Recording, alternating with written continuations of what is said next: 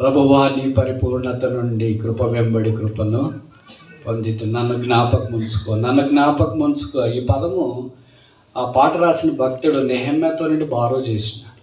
Remember me, remember me, remember me, remember me. దేవుడు జ్ఞాపకం చేసుకుంటే ఆశీర్వాదాల జల్లు అమోఘంగా మన హృదయంతరంగంలో కురుస్తుందంటే తప్పు కాదేమో.